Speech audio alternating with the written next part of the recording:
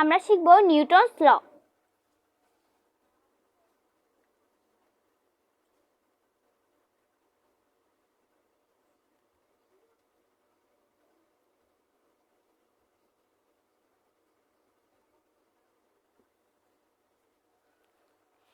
নিউটনের প্রথম সূত্র হচ্ছে বাহ্যিক কোনো বল প্রয়োগ না করলে স্থির বস্তু স্থির এবং গতিশীল বস্তু সুষম দ্রুতিতে সরল পথে চলতে থাকবে। নিউটনের দ্বিতীয় সূত্র হচ্ছে F সমান ma। F সমান ma প্রমাণ করবার আগে আমাদের ভরবেগ সম্পর্কে জানতে হবে। নিউটনের দ্বিতীয় সূত্র সেকেন্ড ল, ভরবেগ সমান ভর গুণ বেগ।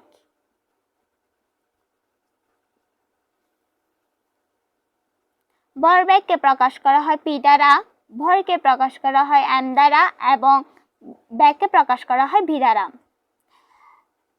ভর বা m এর একক হচ্ছে কেজি, বেগ বা v এর একক হচ্ছে ms ইনভার্স 1। তাহলে ভরবেগ বা p এর একক হচ্ছে কেজি ms ইনভার্স 1। এটা হচ্ছে ভরবেগের একক। কেজির জন্য মাত্রা হচ্ছে m। আমরা জানি দৈর্ঘ্য পরিমাপের একক হচ্ছে মিটার, m এর জন্য মাত্রা হবে l। সময় পরিমাপের একক হচ্ছে সেকেন্ড, তাহলে s এর জন্য মাত্রা হবে t ইনভার্স 1। তাহলে ভরবেগ বা p এর মাত্রা হবে mlt ইনভার্স 1। আমরা জানি বেগ হচ্ছে একটি ভেক্টর রাশি আর ভর হচ্ছে একটি স্কেলার রাশি। ভর একটি ভেক্টর রাশি আর একটি স্কেলার রাশি গুণ করলে অবশ্যই একটি ভেক্টর রাশি পাওয়া যায়। তাহলে ভরবেগ একটি ভেক্টর রাশি।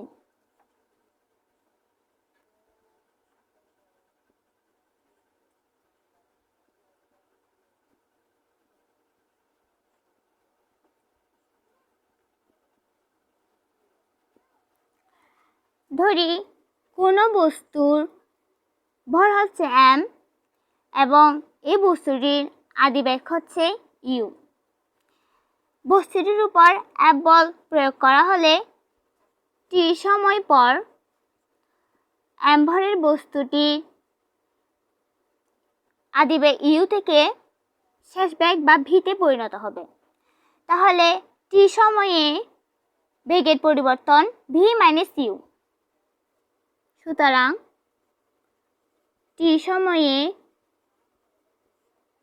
বেগের পরিবর্তন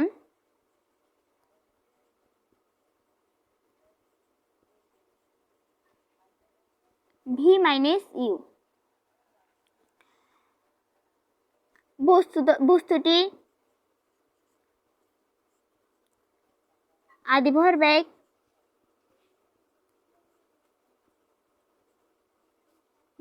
আদিভরবেগ হচ্ছে mu আর বস্তুটি শেষ ভরবেগ হবে mv।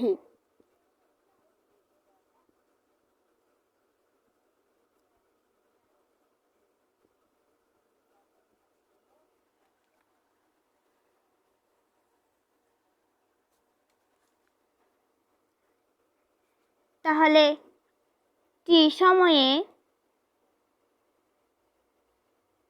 ভরবেগের পরিবর্তন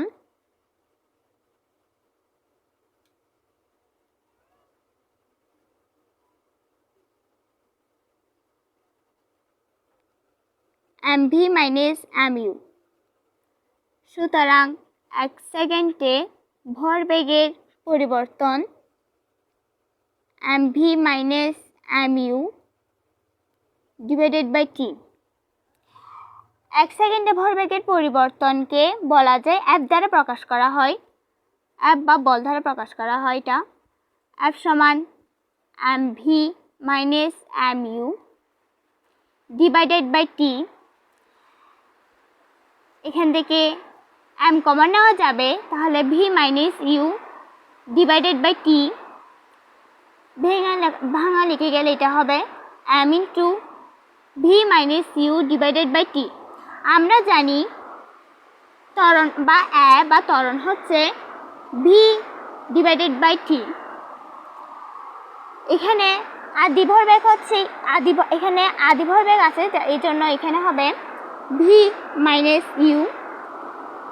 তাহলে m এটার জন্য লিখতে পারি বা ত্বরণ। তাহলে F সমান ma। প্রমাণ হয়ে গেছে নিউটনের দ্বিতীয় সূত্র F সমান ma। m কে প্রকাশ করা হয় m এর একক হচ্ছে কেজি,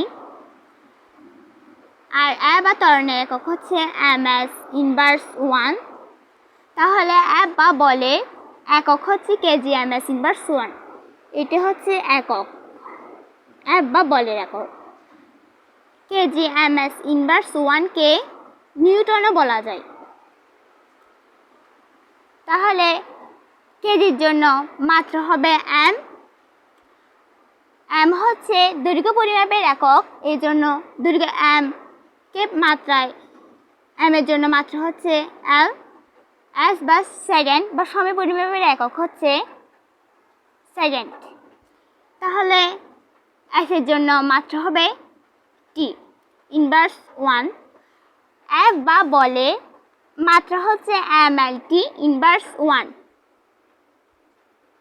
এটা হচ্ছে F বা বলের মাত্রা।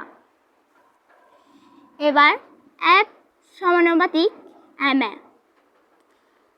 কোনো বস্তুর m বা ভর হচ্ছে 1 কেজি, 1 কেজি, আর বা ত্বরণের জন্য হচ্ছে 1 ms ইনভার্স 2।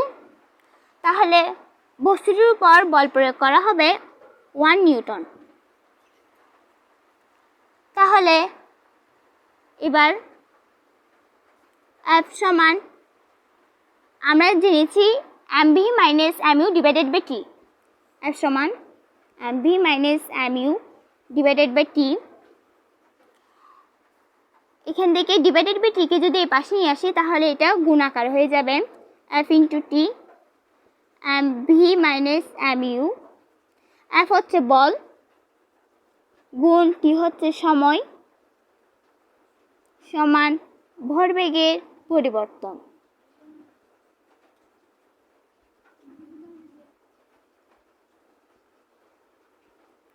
বল গুণ সময় গুণ করলে হয় এটা বলের ঘাত পাওয়া যায়।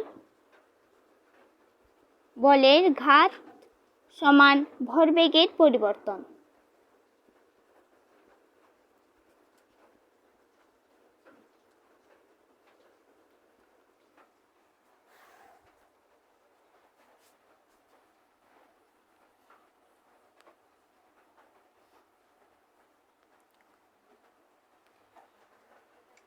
এবার আমরা জানব নিউটনের তৃতীয় সূত্র। নিউটনের তৃতীয় সূত্র হচ্ছে প্রতিটি বস্তুর ক্রিয়াবলে সমান ও বিপরীতমুখী প্রতিক্রিয়া বল রয়েছে। নিউটনের তৃতীয় সূত্র থার্ড ল। যদি ক্রিয়াবল যদি F1 হয় তাহলে প্রতিক্রিয়া বল হবে F2। ক্রিয়াবল আর প্রতিক্রিয়া বল সমান হবে। ক্রিয়াবল যদি প্লাস হয় তাহলে প্রতিক্রিয়া বল হবে মাইনাস। এবার আমরা জেনেছি নিউটনের প্রথম সূত্র, দ্বিতীয় সূত্র এবং তৃতীয় সূত্র। এবার ভরবেগের সংরক্ষণ সূত্র সম্পর্কে জানব। ভরবেগের সংরক্ষণ সূত্র।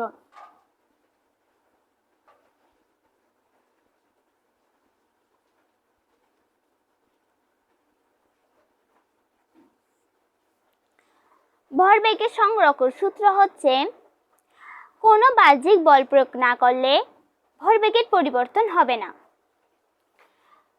মনে ধরি কোনো বস্তুর ভর হচ্ছে m1 আর এর আদিবেগ হবে u1। এর আদিবেগ হচ্ছে u1। কোনো আরেকটি বস্তুর ভর হচ্ছে m2, এর আদিবেগ হচ্ছে u2। m1 আর m2 সংঘর্ষে লিপ্ত হলো।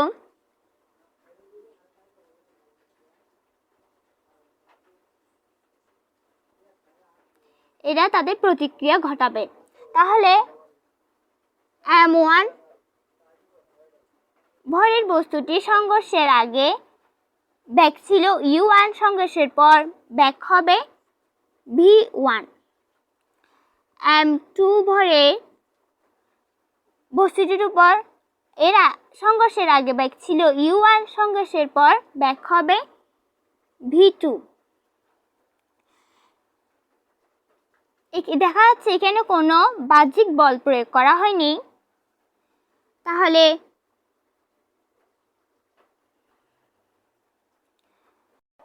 ভরবেগের সংরক্ষণ সূত্র অনুসারে বস্তুদ্বয়ের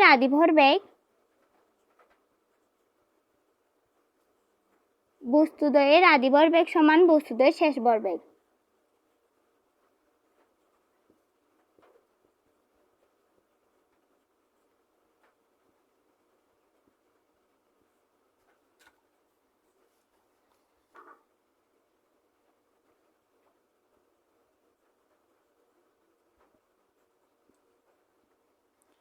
বস্তুদ্বয়ের আদি ভরবেগ হচ্ছে m1 u1 plus m2 u2 সমান বস্তুদ্বয়ের শেষ ভরবেগ হচ্ছে m1 v1 plus m2 v2।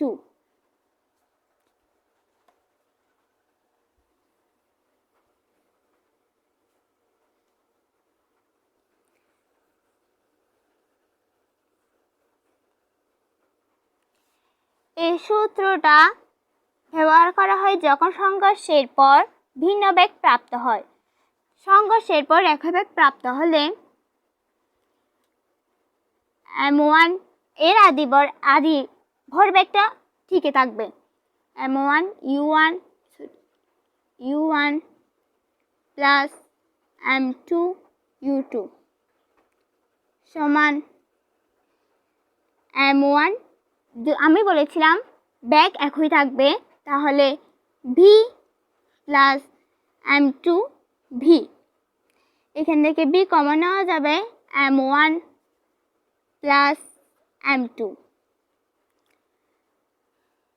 দেখা যাচ্ছে এখানে এটা হচ্ছে সংঘর্ষের পর একই বেগ প্রাপ্ত হলে। এবার ভরবেগের সংরক্ষণ সূত্র অনুসারে একটি উদাহরণ দেওয়া যাক, যেটি পরীক্ষাকে বেশি আসে, বন্দুক আর গুলি।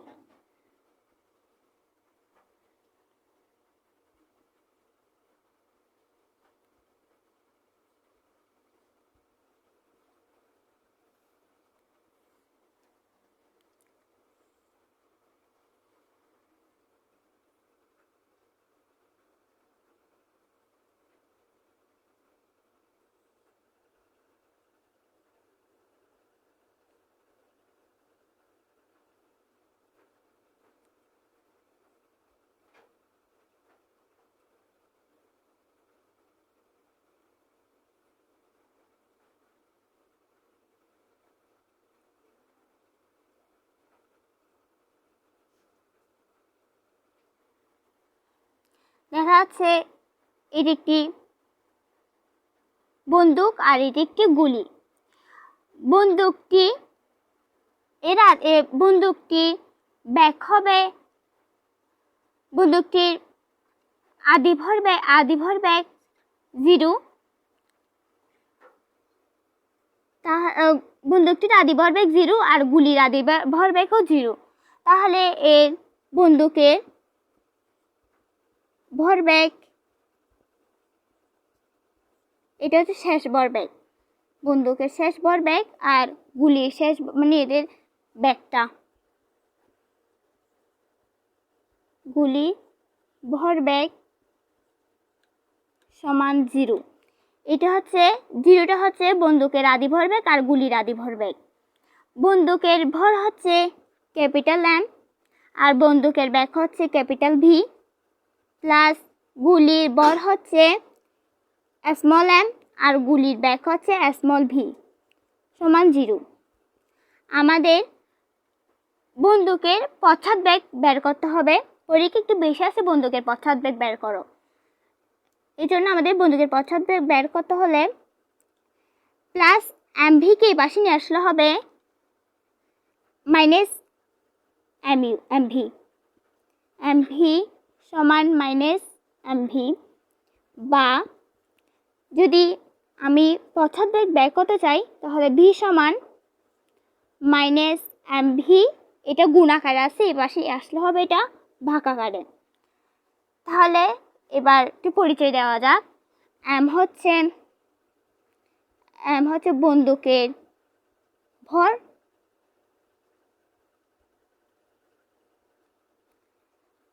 ক্যাপিটাল এম বন্দুকের ভর, আর ক্যাপিটাল বি বন্দুকের পশ্চাৎ বেগ।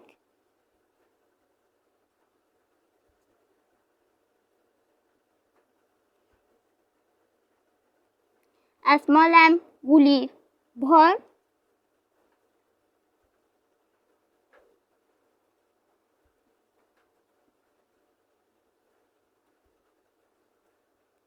আর স্মল বি হচ্ছে গুলির বেগ। দেখা যাচ্ছে এখানে মাইনাস এমভি আছে, আর মাইনাসটা বোঝানো হচ্ছে যে বন্দুকের পশ্চাৎ বেগ। ধন্যবাদ।